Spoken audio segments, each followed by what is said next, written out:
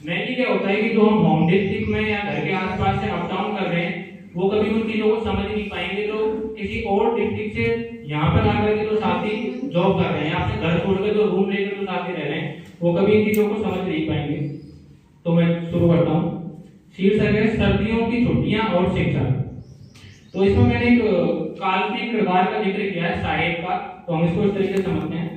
मेरे लिए आज कुछ नया नहीं था, मेरे लिए आज कुछ नया नहीं था। मेरा सुबह विद्यालय के समय से 1 घंटे पहले जागना और रोजाना की तरह विद्यालय जाना और फिर समय से घर आना और अपनी डायरी में दिन भर की दिनचर्या लिखना। मगर आज मुझे रास्ते में कुछ दिखा। वो मेरा आत्मीय किरदार साहिब खड़ा था, कंधे पर एक भारी बस्ता लिए। न केवल बस्ता, साथ ही शरीर में थोड़ी थकान और चेहरे पर एक खुशी का भाव लिए। गृह जिले से दूर दूसरे जिले में नौकरी करने वाले साथियों के कुछ पल जो शायद हम गृह जिले में नौकरी करने वाले साथी कभी समझ ही नहीं पाएंगे। शरीर की थकान बताती है कि साहब कल रात से ठीक से सोया तक नहीं। आखिर क्यों? शायद उसने तैयारी की थी आज विद्यालय से सीधे घर जाने के लिए, जो कि अमूमन देखा जाता है कि छुट्टियां स्टार्ट होने से पहले सभी साथी विद्यालय से ही डायरेक्ट अपने घर के लिए प्रस्थान करते हैं। आज वो विद्यालय से भी जल्दी ही निकल गया अपनी बस पकड़ने के लिए।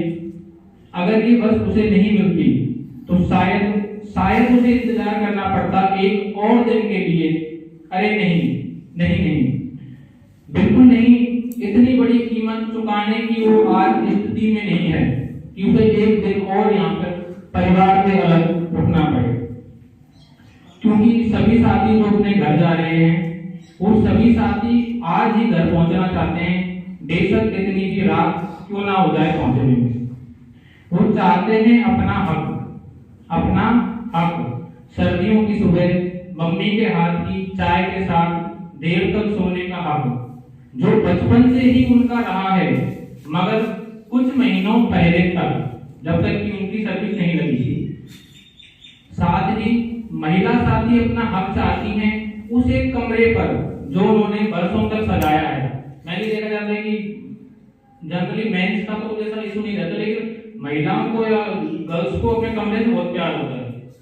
तो महिला साथी अपना हक चाहती हैं उस कमरे पर जो उन्होंने बरसों तक सजाया है, लेकिन उनके बाद छोटे भाई और बहन द्वारा कब्जा लिया गया जब वो किसी अनजान शहर में अपना आशियाना बना रही थी। आज फिर वो कमरा कुछ दिनों के लिए अपने पुराने मालिक को अपनाएगा और दीवारों पर पड़े चाय के दागों के माध्यम से आज फिर वो कमरा अपने पर हुए अत्याचारों की कहानी अपने वास्तविक मालिक को सुनाएगा। कुछ दिन का खाना अब हम पापा के साथ खाएंगे, जैसे खाया करते थे बरसों पहले तक, मगर कुछ महीनों पहले तक। सर्दियों में चूल्हे पर बैठकर विद्यालय की बातें बताएंगे, कुछ बच्चों की फोटो घर वालों को दिखलाएंगे जो शायद फोन पर बता पाना आसान नहीं था। यूं तो बाहर को रूम लेके रहते हैं, घर वालों से बात करते हैं, मगर वो सारी चीजें जो हैं वो बता नहीं पाते उस तरीके से। सर्दियों में चूल्हे पर बैठकर विद्यालय की बातें बताएंगे, कुछ बच्चों की फोटो घर वालों को दिखाएंगे जो शायद फोन पर बता पाना आसान नहीं था। इसी के साथ क्योंकि मेरी एज में मतलब कुछ और तरीके के रिश्ते भी बनते हैं, तो उसमें लिखा था कि कुछ आत्मीय रिश्ते जो शुरू हुए हैं पिछले कुछ दिनों घर से दूर इस अनजान शहर में, उन्हें फिर से एक लंबा इंतजार करना पड़ेगा कुछ पल जीने के लिए।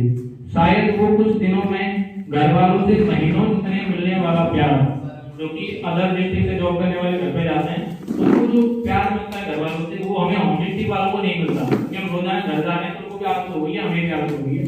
तो शायद वो कुछ दिनों में घर वालों से महीनों जितने मिलने वाला प्यार हम गृह जिले वालों लोगों को कभी नहीं मिल पाएगा, जिसका हक है केवल मेरे आत्मीय किरदार साहब और उसी की तरह दूसरे जिलों से आने वाले शिक्षक साथियों का। बहुत बहुत धन्यवाद।